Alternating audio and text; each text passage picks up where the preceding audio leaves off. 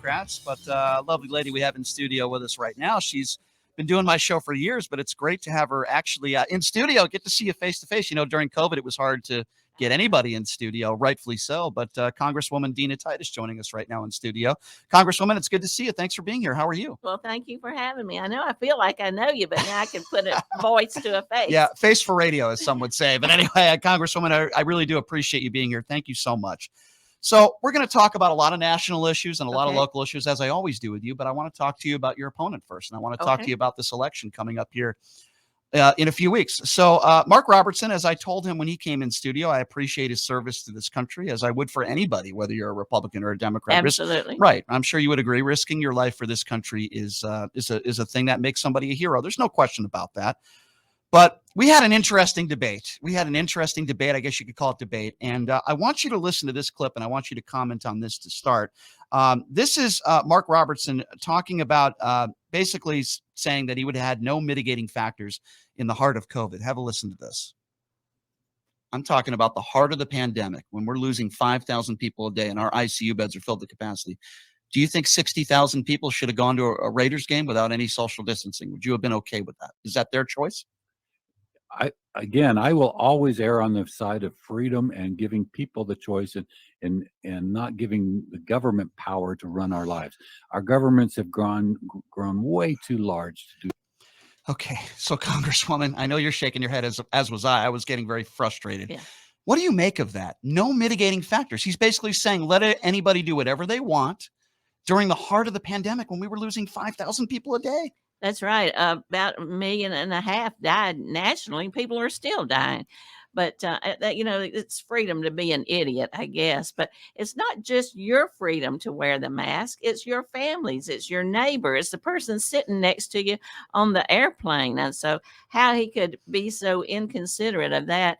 And the science tells you that you wear the mask to protect yourself and to protect others, and social distancing and hand washing. Is that too much to ask people to get through COVID? If we hadn't done that, we'd probably still be in the throes of the pandemic. Agree. When did this become so political? Why did it become so political in your eyes? It started with vaccinations. There are some real anti-vaxxers that speak contrarily to the science and medicine. But, I am surprised that it would be so political. There's nothing partisan about taking a shot to protect yourself from dying, especially if you have some underlying condition, or to protect your family, or those people who are on the front lines, like the nurses and the doctors and EMTs, people like that. How could you just turn your back on that? There's a certain obligation as a member of society to care about those around you. That's not government being too big. That's individuals being smart and considerate. I agree with you 100%. I want to ask you one criticism I had for Governor Sisolak. I thought as a whole, he did a very good job. He made some very difficult decisions. I've told him that to his face. This is a question that I asked him, and I want to ask you the same question. One criticism I have for Governor Sisolak is the second time he closed down all the bars here. He opened up the casinos, and I understand there were social media guidelines in the casinos, but I find that to be a little inconsistent, and I understand how important the casinos are to our economy. I get that. What did you make of the fact when a lot of local bar owners had a big issue with him closing down their bars, but it's okay to play slot machines in casinos? What did you think of that? Well, I wasn't privy to the discussions that went on before he made that decision, but I can understand why people would think it'd be kind of showing favoritism to gaming over local folks. I think closing down the Strip was a terribly difficult decision. I mean, it was like a ghost town, bicycles riding up and down. And that's my district. But a lot went into trying to keep people on payrolls, trying to open back up as soon as possible, getting in new ventilation systems. And he had support from private industry to do that. And just like we mentioned the Raiders game earlier, Mark Davis was given vaccinations at the site and having people wear masks and looking at people's cards to show that they had been tested. There was private buy-in to some of this, because if we hadn't shut down and gotten a handle on this, it would have been much more devastating and more long-term impacts on our economy. I spoke to Mark Davis about that. And I looked him in the eye. I said, Mr. Davis, I want to thank you. I almost died of COVID 2 years ago. And I said, Oh. thank you for doing the right thing. You know, and I could tell how much that meant to him. And we had a nice conversation about that. He could have let people in there without showing a vaccination card. He's the owner of the Raiders. He did the right thing. And I will always have respect for him for doing that. All right, let's go back to Mark Robertson, your opponent. Okay. You might find this a little funny. I find it sad and funny at the same time. So to just give you a little bit of background, Mark Robertson has been trashing Dr. Fauci, as many Republicans have, which I find reprehensible, right? And Mark Robertson had just told me that he didn't respect Fauci and he didn't trust Dr. Fauci. Have a listen to this exchange. And then I asked him if he trusts Donald Trump, and he won't answer it. Have a listen to this. So you don't trust Dr. Fauci with 50 years of infectious disease experience, but do you trust Donald Trump? I'm sorry. Do I trust Donald Trump? Yeah, you said you don't trust Dr. Fauci. I want to know who you do trust. Do you trust somebody like Donald Trump when he talks to you about COVID? Or when he did talk about COVID? Is that a man that you trust who said we were going to have 15 cases down to 0? It's going to disappear by Easter. He's attacking people for wearing masks. Have you made that same statement that you just made about Dr. Fauci about Donald Trump? Do you trust Donald Trump? Because you just said you don't trust a guy with 50 years of infectious disease experience who's worked for 4 or 5 different administrations. I'm asking you, I think it's a very direct question, Mr. Robertson. Do you trust Donald Trump?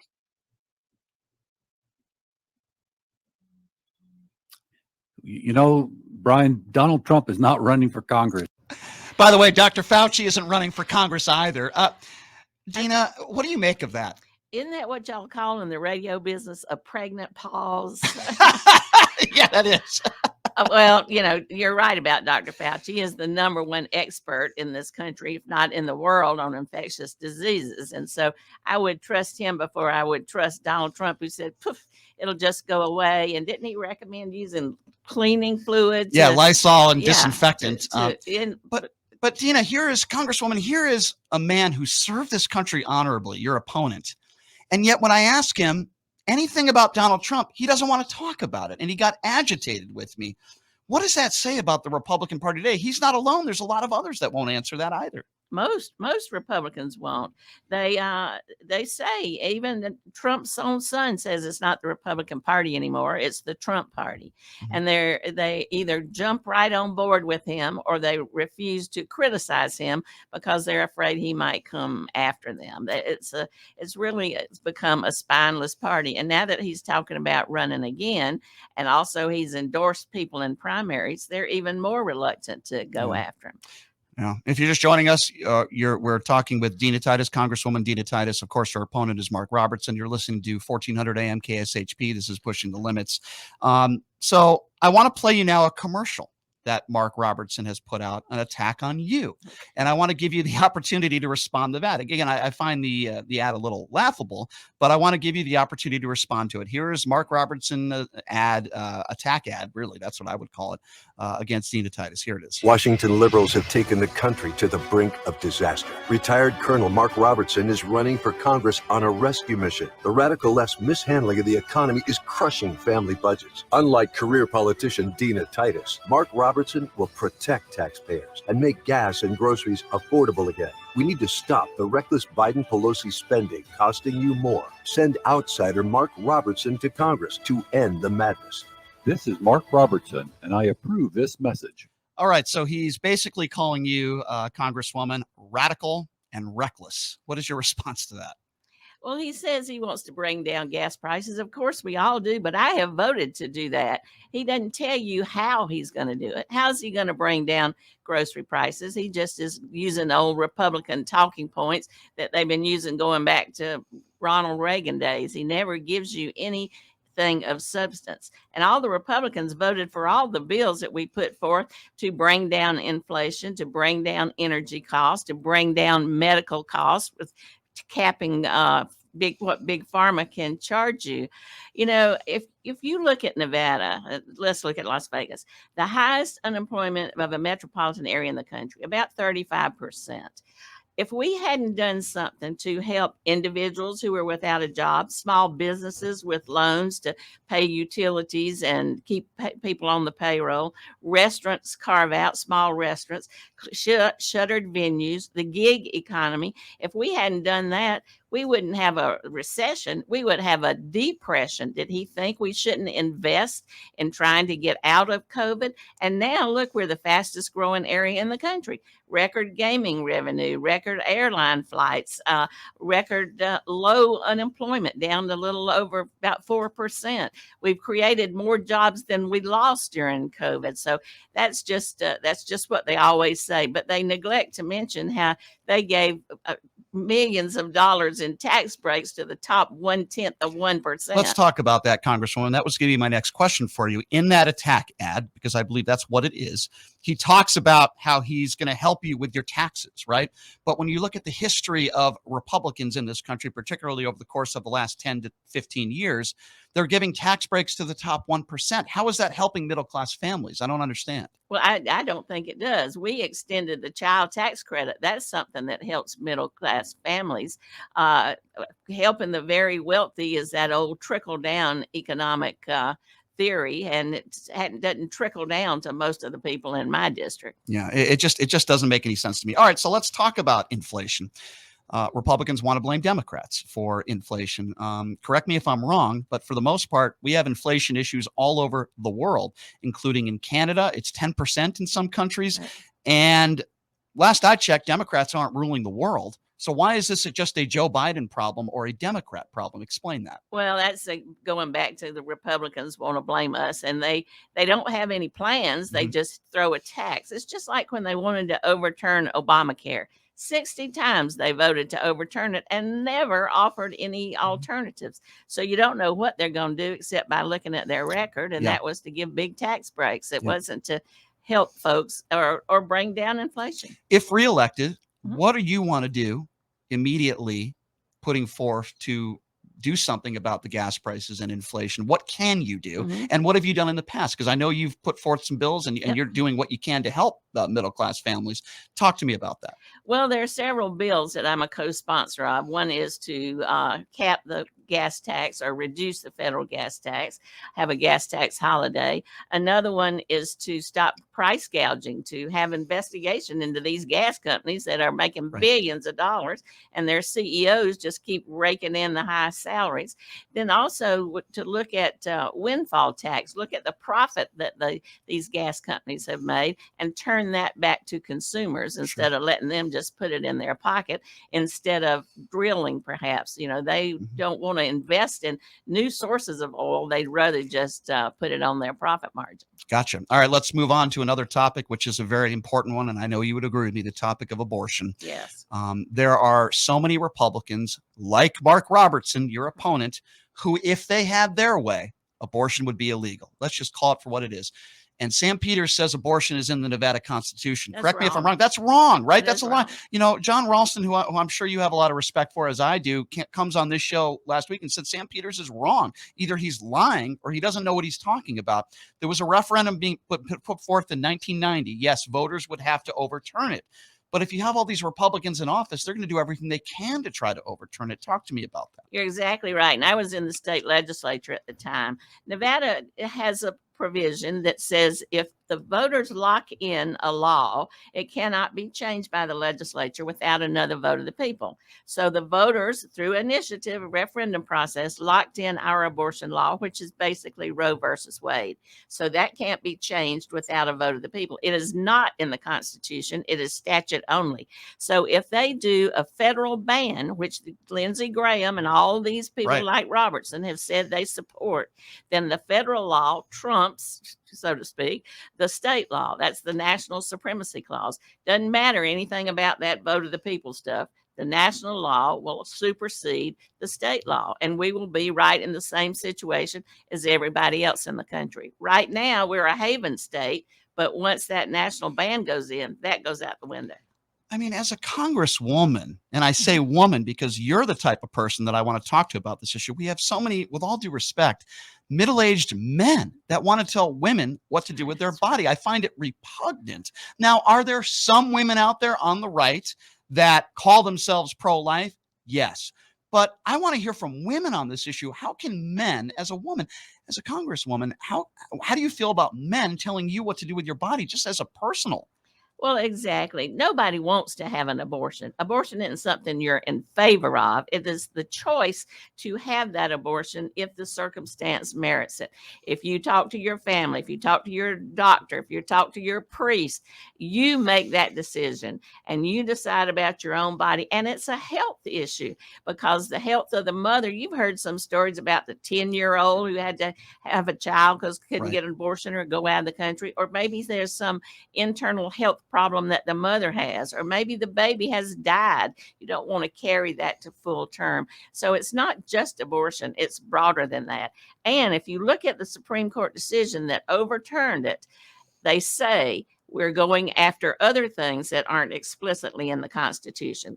Well, that means birth control. That means who you marry. That means the right to vote. That means desegregation of schools. Right. None of that is explicitly in the Constitution. And once they go down that slippery slope, who knows what they'll overturn. So, Congresswoman, a lot of people, I shouldn't say a lot, but there are some people on the right, particularly here in the state of Nevada, that have a problem with Democrats like yourself putting abortion as an issue in some of your campaign ads. Now, me personally, I don't have a problem with it. And the argument I hear from Republicans are, well, it can't be overturned, as we said, in the Constitution, which is a lie. And even though it could be turned by voters, what would you say to the Republicans out there that have a problem with politicians like yourself putting this in a campaign ad? Well, they're trying to say, some of them are just outrightly opposed, but some of them say, oh, leave it to the states. Well, if you leave it to the states, that means that you support what they did in Texas, which is going after doctors and putting them in jail, not let you Right. travel to some other state. It's the most outrageous. Mhm. That's what my opponent says, leave it to the states. Well, there is no rationale for why a woman in Nevada would be treated different from a woman in Texas, from a woman in Massachusetts. Do we want to now have segregated schools, leave that to the states? I don't think so. And it's the same kind of argument. I have to talk to you about some of these local politicians, or some of those politicians, I should say, that are trying to get into office. The Jim Marchands of the world, the Adam Laxalts of the world, the Sigal Chattas of the world. They are election deniers. Sam Peters is an election denier also because he refuses to say that Joe Biden is a free and fair elected president. Now, some of these politicians will say, as a cop-out, Joe Biden's our president, but they refuse to say whether he's a free and fair elected president. These are unprecedented times we are living in. What do you make of some of these local people that are trying to become local politicians even, and some that are already in office that are not willing to admit what is the obvious, that Joe Biden is a free and fair elected president? What do you think of that? Well, that points to the fact that our democracy is really on the ballot. If you overturn elections, which are the key to democracy, then as we know it will be gone after this election. My opponent says, oh, Biden is the president, but he wants to do all kind of restrictions on voting. We should make it easier for people to vote and participate in the process. That's what democracy is all about, not make it harder. And if you are denying the election, then in effect, you are supporting that raid on the Capitol, which was intended to stop the transfer of power, which is from one president to another, which we've always done, whether a Democrat leaves and a Republican comes in. We don't go in there and storm the Capitol, try to keep them from passing. Were you in Washington on January 6th? I was in the building. You were there that day. Okay. So what do you say to somebody like a Jim Marchand, who has made statements even over the last couple days, in a way, defending those people who stormed the Capitol? This is a guy who wants to be in office again. You were there in Washington. You had to experience the horrifying details of what took place on that day. I'm glad you weren't hurt, but there's a lot of emotional trauma out there. What would you say to Jim Marchand, who seems to defend these people who stormed the Capitol? Well, they pretend like they were tourists. Didn't somebody say they were just tourists there? Right. And they were just having freedom of expression. I'm very glad that the Justice Department has gone after these people, because it was sedition and subversion. It was an attempt to overthrow the government, storm the Capitol.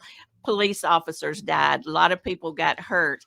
I don't see how you can possibly justify that behavior. Knowing everything you know, Congresswoman, and you know more than we know. You have classified information in front of you, I'm sure, a lot of the time. Talk to me a little bit about Donald Trump. Do you believe, knowing what you know, that Donald Trump should not only testify under oath, but he should be charged with crimes and maybe incitement when it comes to January 6th? Well, he certainly was encouraging people to march to the Capitol. At one point, he said he was going to march there with them, and I'm just very proud of our commission that was studied this bipartisan committee. They were very structured, very specific, no grandstanding, and they questioned a lot of Republicans, not just Yeah. Democrats. So you can't say it was a witch hunt. I'm glad they subpoenaed him. I Sure. hope the Justice Department is going after him on some of these other problems and some of his business practices. I don't want it to turn into a circus. And you heard Cheney say that they weren't going to let that happen. And if Donald Trump grabs the mic, he will go off like he does on Sure. some of these Yeah. rallies. And I have a lot of respect for Liz Cheney. Not that I agree with her on a lot of I issues, agree with but that. but I Me too. respect her for doing the right thing and not putting her party first, but putting the country first. That's right. I want to ask you, have you had any interactions with those on the extreme right as a congresswoman, whether it be Jim Jordan, Matt Gaetz, Lauren Boebert, Marjorie Taylor Greene? Have you had any interactions with these people? Because it certainly doesn't appear to me that they're willing to work with the other side. Have you had any talks with them? Well, Mark Meadows, who left to become the chief of staff, was my ranking member on the subcommittee I chair. So that was kind of interesting dealing with him on that. But we didn't talk about any philosophy or anything like that. Right. And how can you deal with someone like Boebert from Colorado who wants to bring guns on the floor of the House? Yeah. So there's not a lot of cooperation there. But you can find bills that you can work on across the aisle. For example, Brian Mast is a veteran from Florida, very conservative. But we sit on foreign affairs together and we work on some of those international issues. And also we have found that we both are opposed to the VA doing testing on puppies and kittens because there's so much other technology available. So we don't vote the same on anything else, but we're together on kittens and puppies. That's nice to hear. I want to ask you this. You've been in office for how long now? You've been a politician for? Well, I'll be running for my 7th term. 7th term. Okay, so let me ask you this question. Where we are at right now, do you find it more difficult in your entire career to work with Republicans now? Do you feel like now it's more difficult than any time before? Can you talk about that? Oh, yes, it is. It has gotten progressively more difficult. When I was in the state legislature, most of the differences were urban-rural or north-south. They weren't Democrat-Republican. We kind of had 21 members of the Senate. We disagreed on a few things, but mostly we worked together for the good of the state. And over time, that has changed drastically. Why? Well, part of it is the districts have gotten safer, so people are worried about coming after you in a primary as opposed to in the general. And campaigns have gotten more negative because of all the independent spending. You call somebody a thief and a liar one day, it's kind of hard to go and say, well, hey, let's work together the next. Yeah, no question about it. Again, if you're just joining us, we are speaking with Congresswoman Dina Titus. I talked about this in the first segment today. I talk about guns a lot. As well as anybody, we had the worst mass shooting in the history of this country, October 1. It's incredible. It's been 5 years already, right? I mean, it doesn't feels like it just happened yesterday. A lot of Republicans want to say that Democrats want to take all your guns away and want to take your rights away. Now, you and I know that's a lie, but some people don't when they hear that. What do you make of these? Again, I'm going to call it lies. Your thoughts on gun control and your thoughts on the Republican narrative that you want to take everybody's Second Amendment rights away. Well, I'm a strong supporter of the Second Amendment. I grew up in the South. Dad, who always went bird hunting or deer hunting, and then he had 2 little girls who saw Bambi. That put a stop to that. Right. But I have my grandfather's gun that he kept in the restaurant that he owned and ran just for safety. But legal gun owners are in agreement with many of the provisions that are out there to make guns safer. Even in Nevada, which is a big cowboy state, the public passed an initiative to have more of where you have to register your guns, background checks. And the Nevada legislature got rid of bump stocks. So I don't want to take everybody's gun, but you have to have safe gun use, and you have to take away machine guns. You don't need a machine gun to go shoot a deer or practice, but it's a weapon of war. Let me ask you this. Why is it that you go to the DMV, you have to register your vehicle. Yeah. They make sure that you know how to drive that car and drive it at least average. You can make an argument there's a lot of bad drivers out there, but you'll get my point where you have to be somewhat trained on how to drive a vehicle. You have to re-register your car. You got the smog checks. They check your health, your eyes. None of that when it comes to purchasing a weapon. As an 18-year-old, right? You can walk into a gun store. They're not going to ask you how your eyesight is. They're not going to train you. No training. Don't you think with guns, we should have at least something put in place, training? Because when you purchase a vehicle and you want to get your driver's license, you have to do all that. Why is not the case with guns? Well, I'm a member of the Gun Violence Prevention Caucus, and I was glad to vote for the bill that was bipartisan, passed both houses, to close the boyfriend loophole, to invest more money in safety of schools Yep. and mental health. All of that I think is very good, but it's a first step. I also had the bill to do away with bump stocks. That's that contraption you put on a gun and make it work like a machine gun Right. that they used out here in my district when they killed 60 people out of That's what the Mandalay October Bay. 1 shooter used. Exactly. Right. But we couldn't get that because the NRA came after it. They use the argument nose under the tent, and people think you're coming for their guns. My opponent says the same thing. He's endorsed by the NRA, and so he takes that same position. And by the way, after the October 1 shooting, it wasn't Donald Trump that was meeting with people like you. Donald Trump met with the president of the NRA. They had a private conversation. He didn't talk with people like you. I know he went to the hospitals briefly for like an hour for a photo op. Yeah, exactly. We agree on that. I want to ask you this in closing. We have a few more minutes here, and I appreciate you coming in, Congresswoman.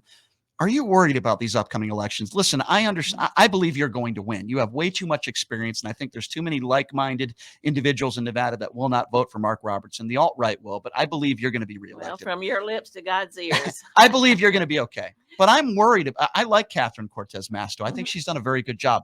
I'm worried. That race is very close. I don't think Jim Marchant is going to win, but there are some Democrats out there that are worried. As a lifelong Democrat, I want to ask you, are you worried about some of these other elections? Well, I'm worried about all of them. Nevada is a purple state, and that all of these elections are being called toss-ups. They're within the margin of error. What's going to win this is our turnout. So we're working very hard to turn out voters. And this time you can mail it in or drop it off or go early. So there's a lot of opportunity. We just got to be sure people realize what's at stake here. What's at stake is Social Security and Medicare. What's at stake is holding big oil and big pharma accountable. What's at stake is abortion, a woman's right to choose.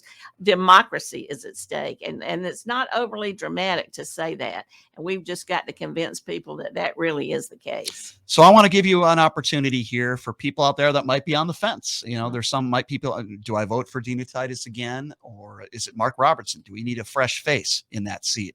What would be your message to them? What would you say to them? I would say people know me. They know my record. I've been fighting for Nevada through good times and bad. My integrity has never been questioned. My work ethic is well known. I come home every weekend to be here in the district. And I think people going back to when we helped people save their homes, 10 years ago, when that was the crisis, that they know I got their back. Well, Congresswoman, I can say that I certainly support you. Anybody, quite frankly, that attacks Dr. Fauci and then won't answer whether they trust Donald Trump or not, or would have been okay with 60,000 people at Allegiant Stadium in the heart of the pandemic, to me is a fool. I'm sorry. I'm just calling it like it is. I know you would never answer questions like that. And quite frankly, that's the decision-making of your opponent or lack thereof. So I certainly support you. I believe you will win re-election. I know you said you're worried about all of them, and that's a fair answer, but there are a few that I'm worried about, and particularly the Adam Laxalt, who is another election denier, by the way, as you know. I like Catherine Cortez Masto, but I am worried about that race, and we'll have to wait and see what happens.